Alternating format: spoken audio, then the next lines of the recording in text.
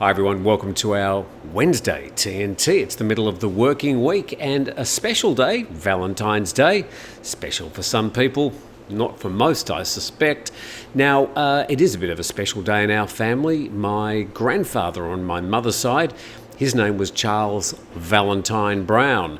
And so happy heavenly birthday to him. Plenty of news today, a bit of a potpourri. We'll start with this. In Bangkok Post reporting motels under strict monitoring to ensure safe Valentine's Day. Slightly different aspect to the story.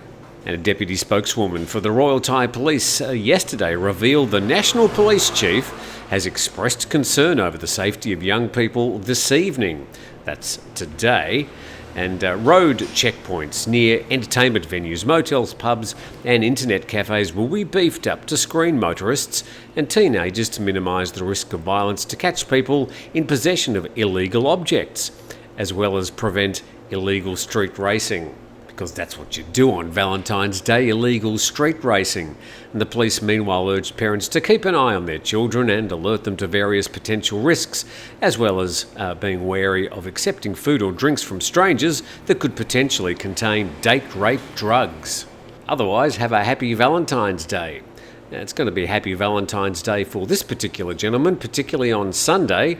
Thai PBS World reporting that Thaksin to walk free from prison this Sunday. And the convicted former Prime Minister Thaksin Shinawatra is expected to be released this Sunday, as he's on the list of 930 prisoners granted parole, according to the Justice Minister. He said the Corrections Department proposed a list of convicts for me to approve. Of the 945 prisoners named, 930 met the criteria, which includes grave illness, being handicapped or being over 70. And Thaksin's 74 and suffers from a serious illness that we really don't know much about, which has enabled him to stay in the Police General Hospital for many months. When he arrived back last August, he spent only a few hours in prison before being transferred to the hospital. Well, still in detention, albeit probably a lot more comfortable than a prison cell. Now, a bit of a follow-up to yesterday, other people that might be staring some sort of jail term in the face from ThaiPBSWorld.com. Journalists arrested in temple graffiti case released on bail. And the criminal court released on bail yesterday 2 journalists who had been taken into police custody in connection with the alleged defacing of a wall of the Temple of the Emerald Buddha in March last year. And the court set the bond at 35,000 baht each. Now, Natapon is a reporter for Pracha Thai. He was arrested yesterday afternoon for being an accomplice in causing damage to a historic site and vandalising a wall in a public place. Now, he was there as a journalist covering the story along with plenty of other journalists. Somehow police have it in their mind that he was an accomplice to the event.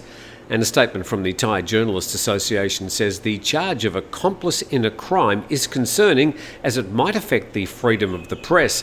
It's unavoidable for journalists to report on both positive and negative aspects of society. Meanwhile, the Thai Media for Democracy Alliance released a statement calling for the immediate and unconditional release of both reporters.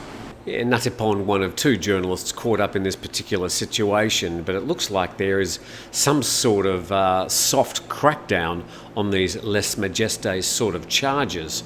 Meanwhile, Pracha Thai, who he was reporting for, they reported that Pracha Thai reporter and freelance photographer arrested for covering graffiti vandalism. And after being released, Natapon told the media that he met with the activist on the day he went to cover a different incident, noting that he treated the activist as the news source. He remarked that he was informed 10 minutes in advance before the incident in question happened. So we'll watch this one with interest, obviously affecting news and news reporting here in Thailand. To other people that have suffered the wrath of the law in the last 24 hours, BangkokPost.com reporting motorcade protest duo arrested. And police yesterday arrested monarchy reform activists Tawan and Frank on charges of sedition and related offences for allegedly attempting to interrupt a royal motorcade on February the 4th. And Ms. Tantawan and her colleague spent most of Monday afternoon on the steps outside the criminal court, surrounded by a growing crowd of reporters and waiting for police. And she said, "Today we're in 2024, let's not go back to 1976, referring to the Thammasat massacre. We must move forward." And she also told reporters that there were no political figures behind her group's activities, as the National Police Chief Torsak had said.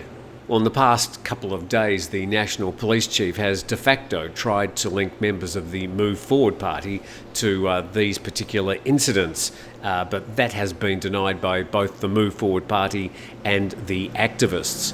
And Ms Tantawan faces a charge of inciting unrest or sedition in violation of Section 116 of the Criminal Code and a charge under the Computer Crime Act. And Mr Nathanon faces 4 charges, including violating Section 116, the Computer Crimes Act, honking a car horn in violation of the Traffic Act. I'm not exactly sure what that means, given that in Thailand it's pretty rare to hear somebody honking their horn, unlike, for example, Vietnam, and insulting officers. So some people coming out of jail, others staring down the barrel of a potential prison term, but it looks like this particular government, led by the Pheu Thai Party, which was, well, very heavily backed by the red shirt movements, has got a very obvious tinge of yellow at the moment.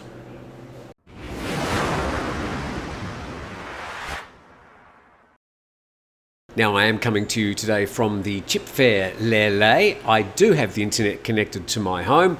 However, I'm not really in a situation to broadcast from there at the moment. The front house where I will be living is coming along pretty quickly, but at the moment we're not really in a situation to broadcast from there. Indeed, the electricity is not yet connected to the front house. So well, they're very happy to have me here, it seems. So I hope not to outwear my welcome, but thanks to Chip Fair Lele Cafe. Hopefully you can drop past someday. You're coming past Thai Muang and Thai Muang Beach. Let's talk tourism, and we go to cowsodenglish.com. Chinese New Year brings 13.28% more tourists to Thailand. Not sure why they just can't round that up to like 13.3%. And the Minister of Tourism and Sports revealed yesterday that Thailand has attracted a large number of tourists in the past week during the Chinese New Year festival, particularly from East Asia and Southeast Asia, places like China, Malaysia, Hong Kong, Singapore, Taiwan and South Korea. And this brings Thailand's total number of foreign tourists to 872,000. That's over the past week, and that should read up 102,000 from the previous week, or 13.28%, with an average of 124,605 foreign tourists visiting Thailand each day. And the top 5 sources for those visitors are from China, Malaysia, Russia, South Korea and India. That situation hasn't really changed much in the last 2 or 3 months. China now well in the lead again with the arrivals into Thailand each day. That article goes further though, talking about Songkran. And as the next major event is Songkran, the Prime Minister announced yesterday the Cabinet's agreed to add Friday, April the 12th, as an April 12th to 16th national holiday during the festival to urge people to spend within the country and on domestic tourism. So apart from that 5-day official holiday, there will indeed be a longer celebration due to the fact that UNESCO has blessed Songkran with some special cultural significance. So expect to see a lot of Songkran in addition to those 5 days.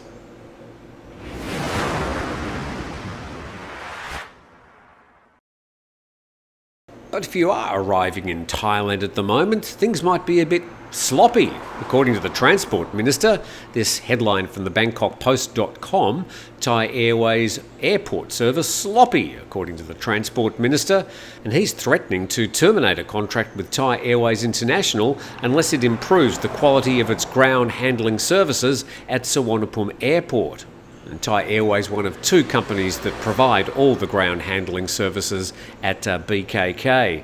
And speaking after a meeting with airport service operators, he said the ministry's received complaints about the poor quality of the ground service provided by several airlines and businesses. And he said the discussions showed the service quality problem was due to inadequate equipment and a lack of qualified staff due to high turnover. Well, both pretty difficult situations to sort out in the short term. And the AOT director, that's the Airports of Thailand, says the agency's in the process of hiring a third operator of ground services to support an expected increase of flights. He said the number of flights currently stands at 1,000 per day. That's about a 20% increase from November. And he insisted the Satellite 1 terminal is capable of handling 400 flights per day, and it currently serves just 82 flights. And that's the new terminal that was opened last year, in addition to a third runway that's going to be gracing the airport grounds from July this year.